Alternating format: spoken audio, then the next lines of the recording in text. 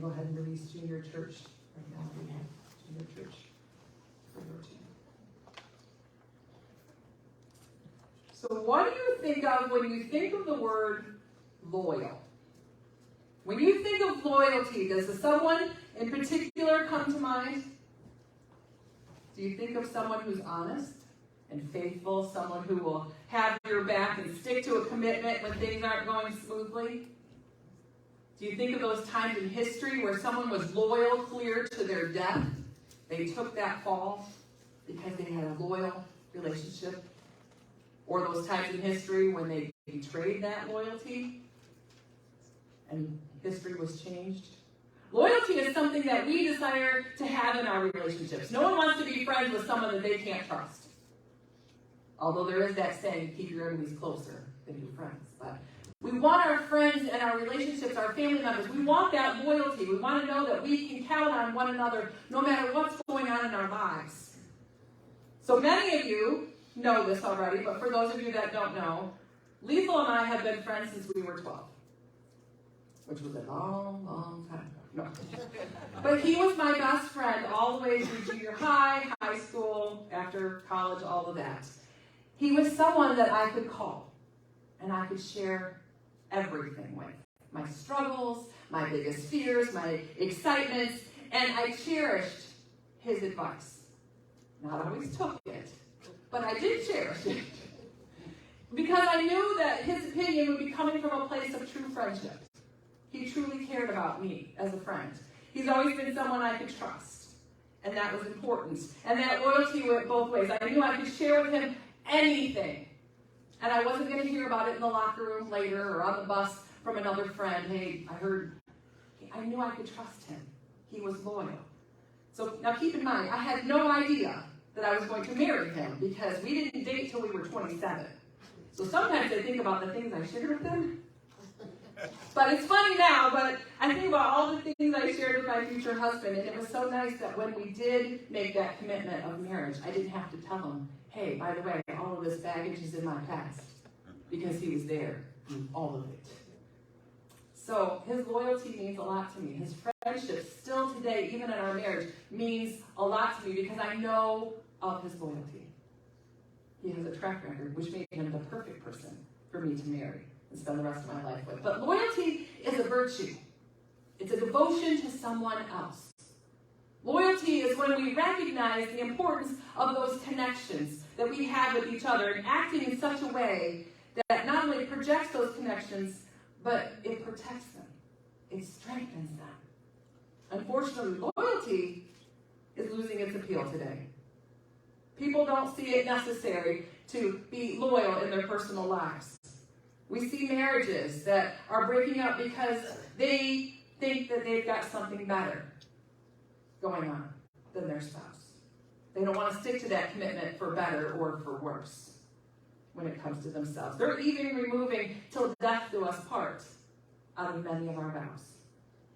But that's not just happening outside of these church walls. It's happening in our churches. It's happening with our fellowship with God. It's creeping its way in, as some see loyalty to God as optional. They're lacking in their commitment to be loyal to one another and to be loyal to God. When things get complicated, and they will, we find it easier to trust ourselves than to trust and put everything in God's hands sometimes. It takes spiritual discipline to stay devoted to God, to his will. And even when you're Job and your life has turned upside down, or Joseph and have been betrayed by your family, you've been wrongly imprisoned on false charges and forgotten for years, or even if you're Daniel and you've been thrown in the lion's den because of your loyalty to God, God still sees you and you will be honored for your loyalty to him. But today we're going to learn from Ruth what it looks like to be loyal to others as well as to God. Even when life becomes messy, when it becomes complicated, and when it becomes hard and confusing, to have that authentic relationship requires loyalty going both directions. So if you'll open your Bibles with me to the book of Ruth, we're going to be reading out of chapter 1. Ruth's story occurred during a time of disobedience, idolatry, and violence in Israel.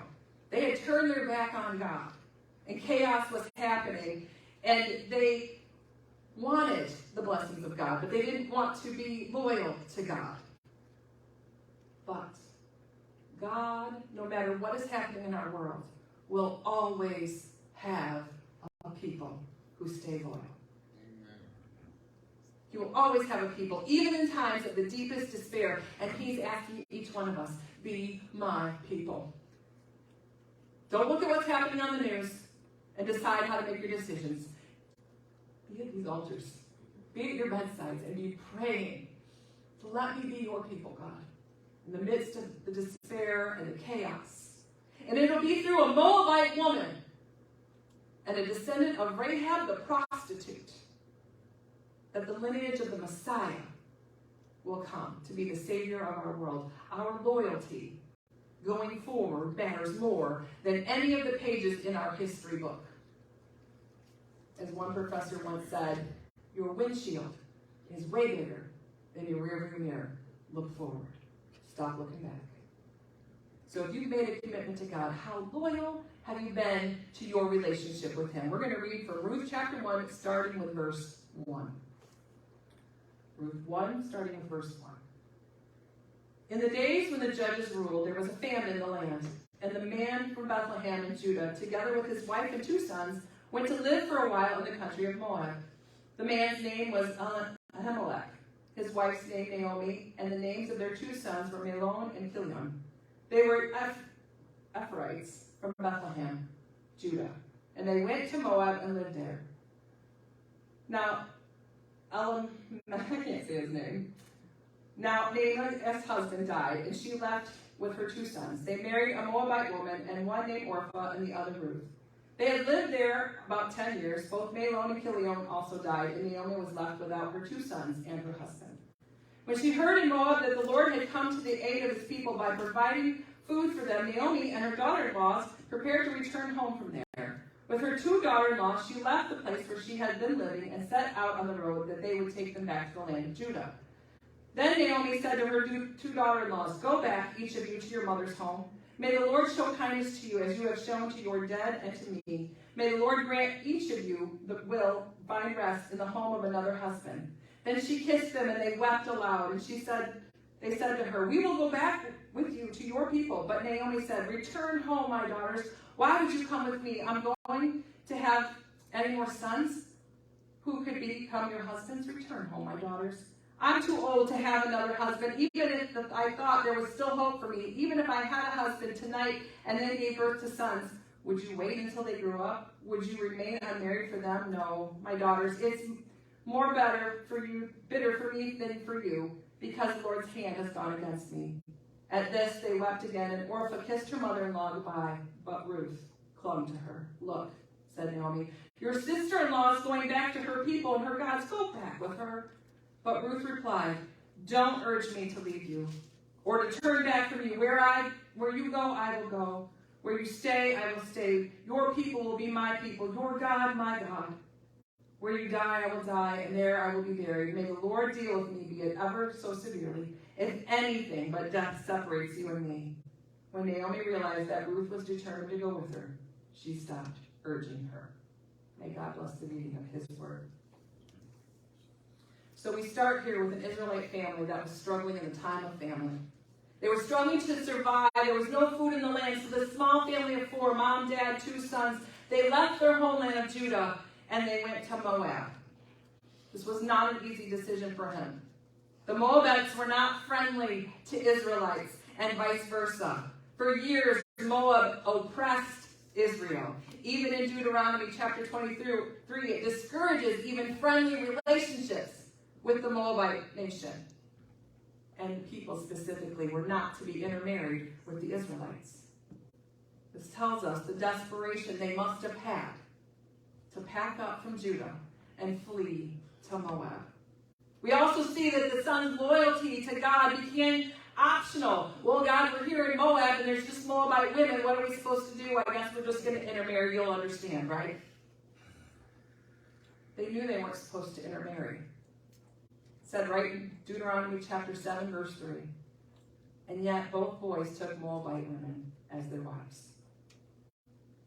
Then, to complicate things more, we read that Naomi's husband dies, leaving her as a widow in a foreign land. But she still had 2 sons that could provide for her until that was no longer an option, as they also died, now leaving 3 widows to fend for themselves. As a widow in that time, with no man in the household or in their family to take care of them, they weren't even entitled to stay in the house that the men had owned or on the land the men had owned. They owned nothing. They were homeless and they were bankrupt. Naomi hears that the Lord has come to the aid of his people back in Judah and providing harvest for food for them. And she decides she's going to return home. And the 3 widows, they start off together on this journey, loyal to one another. They prepare to travel from Moab back to Judah. Now here Naomi attempts to convince them. While she had no man in her family left, they still had options. She tried to urge them to go back to your families, go back to your mother's household. May the Lord show kindness to you. In other words, I have nothing for you. I don't have sons you can marry. I don't have resources for you. I have no security. I have no future. She was kind of bitter at this point, saying, God's hand is against me. You don't want to travel with me. You're better off just going home. Go home, find another husband. And we see that Orpah follows her advice. And she returns home. And many people look at Ruth and they look at Orpah and think, how could she do that? But you know, Orpah didn't do that lightly either. It says 2 times, they wept. Not this little silent tear that runs down their cheek that we see at airports. They wept when they parted ways in verse 9 and verse 14. So it wasn't a lack of love on Orpah's part. She had been faithful to Naomi's son. She had been faithful to his memory. But she knew Naomi had nothing for her. And she went home.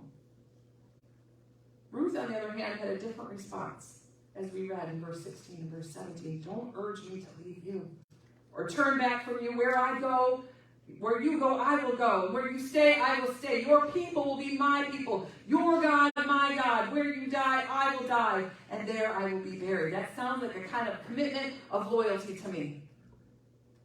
If anything separates us from death, may the Lord deal with me ever so severely. Despite the difficulties they faced, there was a relationship between Naomi and Ruth. Ruth was reminded to be loyal. She was determined to be loyal to this friendship that she had built with Naomi. She had witnessed Naomi's loyalty to her God. She grew up in a land that had many gods. You needed rain, you prayed to this God. You needed fertility, you prayed to that God. You needed fire in the land, this God. Naomi had one God and was loyal to God in such a way that she acknowledged his authority and his proclamation for her decision to be loyal. For him to take lordship over her life too. When she said, I'm not leaving you. Even though Mahlon and Chilion had gone against God's laws not to intermarry, God did not discard his relationship with his children. We see that as the potter is still forming the vessel, God will work through this Moabite woman and bless each one of us sitting right here today. Ruth had made a decision prior to this moment to be loyal not only to Naomi and her God, but to make God her God as well.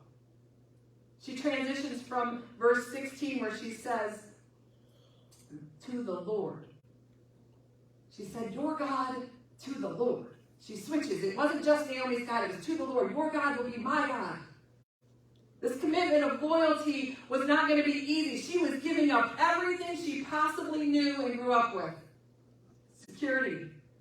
She was giving up the option of possibly even having children, which was huge for women in that day. She was probably giving up longevity of her life. They didn't know that they would make it back to Judah safely. 2 women traveling alone. But she did it out of her loyalty to Naomi. Her decision had nothing to do with what she could get out of the relationship, but everything that she could give. She wanted to give it. Loyalty is like that. It's driven by a desire to honor God, to do the good thing, the right thing, to do the will of God. Are we driven by that kind of loyalty to God this morning? To our relationships with one another? Do we see our commitment to God in our marriages? Do we see our commitment to God in our trust, where we put our trust as loyal? Are we loyal? When it comes to our faithfulness, our trust, our resources, our sharing of our lives, God desires our loyalty in our relationships with Him, not as servants, but as friends. Ruth had seen both the worship of false gods of Moab and the worship of Israel's God through Naomi. She could see that there was a difference. She trusted Naomi's God to be her God. She was ready to let go of those idols. She was ready to think about all those things those human hands had made. They didn't have any power in her life.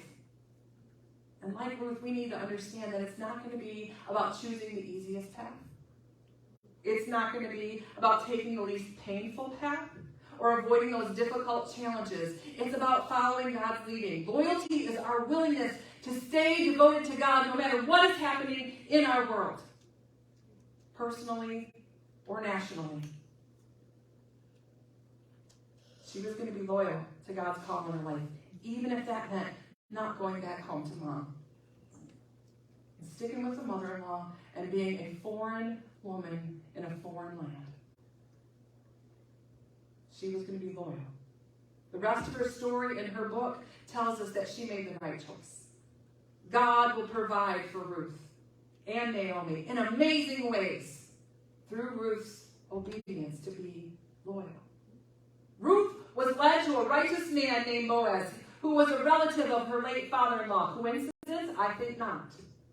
And she started a family, and they had a son who would later be the grandfather of King David. We all know that it's through King David that Messiah would come. Ruth and her family were blessed because of her loyalty to God, even in a foreign land. And while common sense would have been for Ruth to return home to her mother's house as an option, it would even be socially acceptable. It would be better than living as a foreign widow in a foreign land. But Ruth replied in a declaration of love, I will not go back. Where you go, I'm going to go with you, Naomi. Imagine that moment on that road. I'm not leaving you. It's not going to happen. Where you go, I go. Where you stay, I'll stay. Your people be my people. Your God, my God. Ruth wasn't looking at her own interests in that moment, but the interest of others, which we are told, Paul tells us in Philippians 2:4, each of you should look not to your own interests, but also to the interest of others. When we put God first, everything else will fall into line. But when we do everything we need to do and then say, oh, and God, could you just put the little sprinkle on top? It's going to fall apart. If she had cared for her own interests, settling down, getting married, having children, being financially stable, being secure, she would have most likely gone back home. And no one would have judged her for doing so. But her desire was to be with Naomi, the one who could give her no security, give her no future. Why? Because she wanted to preserve that relationship. Something valuable to her. That sense of loyalty to Naomi. She loved Naomi personally, and Naomi was her connection to God. She didn't want to lose it. She was going to be loyal. She wanted to share a future with Naomi, and knowing that in doing so, she would keep her relationship with God. Many today have given up on relationships all too easy, and for less reasons than Ruth had. Some give up on relationships because they can find something more financially thrilling to them, or there's more pleasure over here, or there's freedom by not being stuck with someone for the rest of their life, or there's a career move that, sorry, you're not going with me, but I'm going, or other goals, and we give up on relationships for selfish things.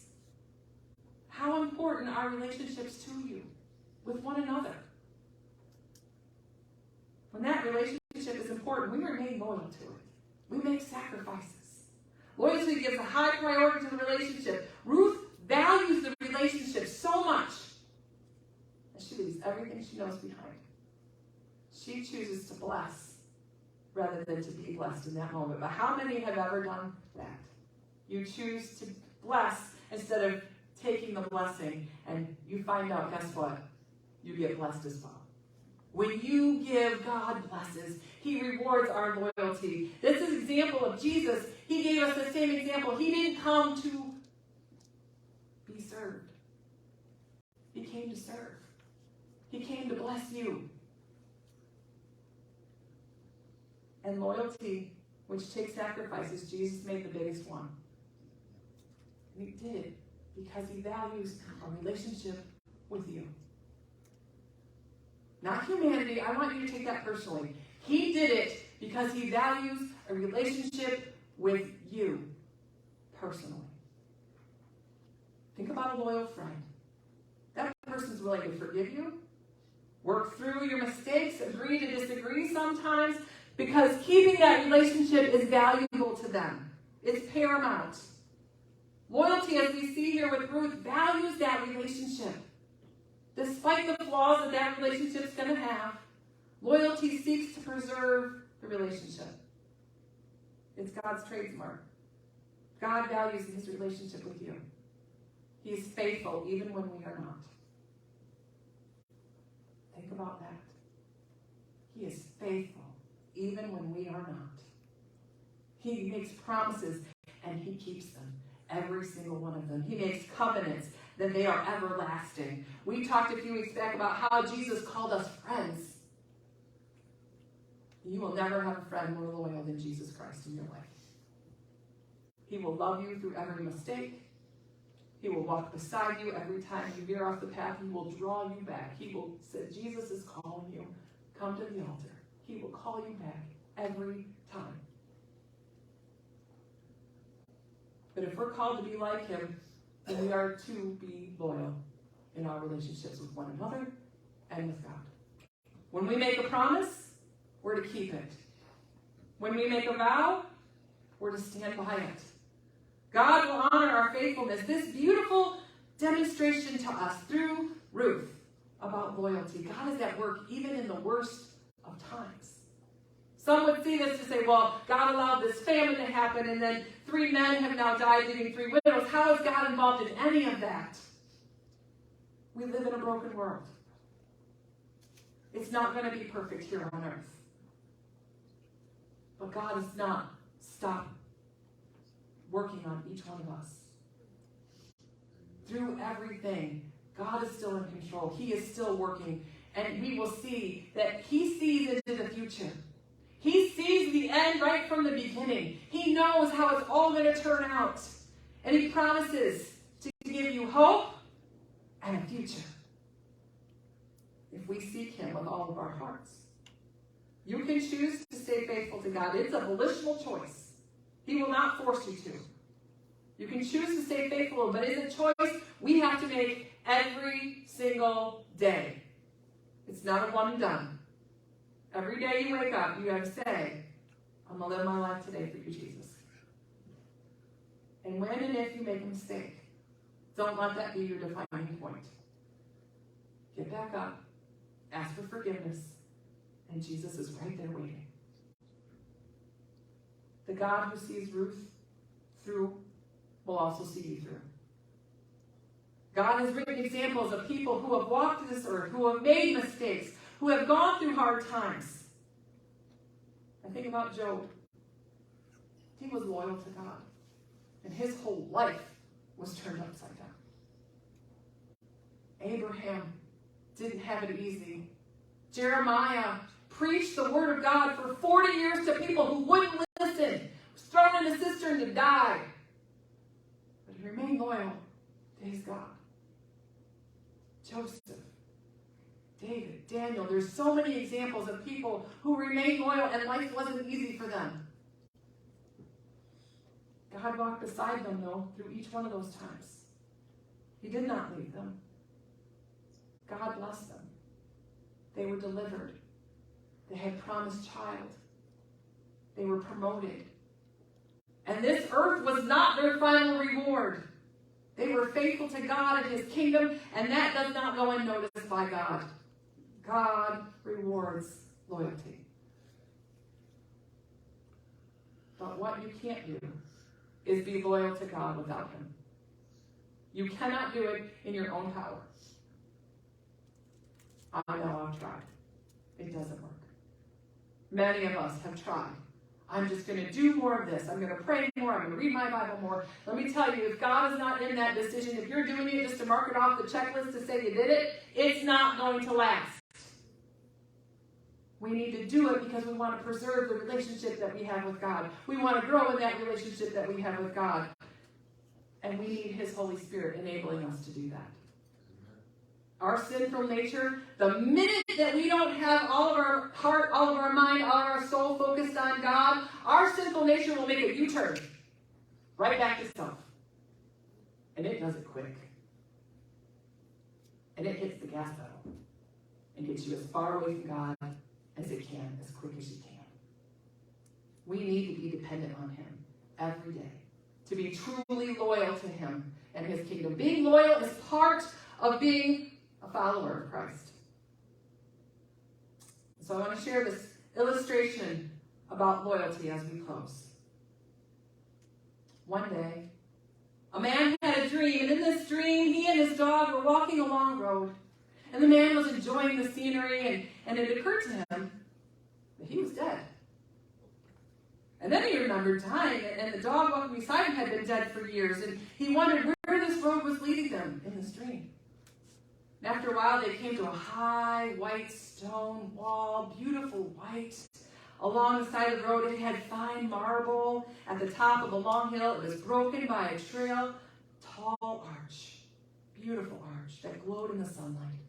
He was standing before it, before he saw this magnificent gate in that arch, and it looked like the mother of pearl. And the streets leading up to the gate were just golden. And as he got closer, he saw a man sitting at a desk outside that gate. And when he got close enough, he called out, "Excuse me, sir, can I have some water? Where are we?" Well, the man replied, "This is heaven." The man answered, "Wow, would you happen to have some water? I would love some water." The man said, "Of course, come right in. I'll give you some fresh ice water. It'll be brought right up to you." And the man gestured at the gate and began to open. He said, "I'm sorry, sir, but we don't accept pets." The man thought for a moment, then turned back to the road, continued on his journey. Up to the top of another hill, he came to a dirt road which led through a farm gate, and looked at that gate had never been closed. There was no fence as he approached it, and there was just a man standing next to a tree reading a book. "Excuse me, sir," he called to the reader, "do you have any water?" "Yes, sure. There's a pump over there." The man pointed to a place that he could be seen, "but it's a little further past the gate. Come on in." How about my friend? Can he come in?" The traveler suggested. "Absolutely. There'll be a bowl right next to the pump. You can fill his bowl up as well." They went through the gate, and sure enough, there was an old-fashioned hand pump with a bowl beside it. And the traveler filled the bowl and then gave it to the dog, and then he took a long drink for himself from the pump. And when they had quenched their thirst, he and the dog walked back to the man who was still standing by the tree. He said, "What do you call this place?" And the traveler answered, "This is heaven." And he said, "Wait, that's confusing because the place up the road, that man told me that was heaven too." He said, "Oh, you mean the place with the golden street up to the gate and that pearly gate? Nope, that's hell." "Doesn't it make you mad that they're using your name like that?" replied the traveler. He said, "No. I can see how you might think so, but we're just happy they screen out the folks who will leave their best friends behind." When the man woke up, he realized there was still much to be done for his friends. He had more to do to make sure they were not left behind. Where do your loyalties lie? Satan will go through great lengths to make everything glitter and shine. He will try to emulate heaven itself here on earth to get you to break your loyalty to God and to your friends. And just as this man valued his relationship with his dog and that he was loyal, we need to be loyal to, not leave our best friends behind. This means sharing the gospel when it's a little uncomfortable. It means calling the friend that you haven't called in so long now it's awkward. It means don't veer off the straight and narrow path, breaking your loyalty to God and leave him behind, because he never leaves the path. Today we're being asked to show Christ's character to our world, to be loyal in our relationships with one another, and to be loyal to God himself. We need to stay faithful to God's calling on our life. Whether we're a widow from Moab, or whether we're the great-grandmother of King David. Stay faithful. He's equipped you to do what only you can do. Loyalty is valuing the relationship above all else. The question is, where are you today with your loyalties? Stand with me as we close.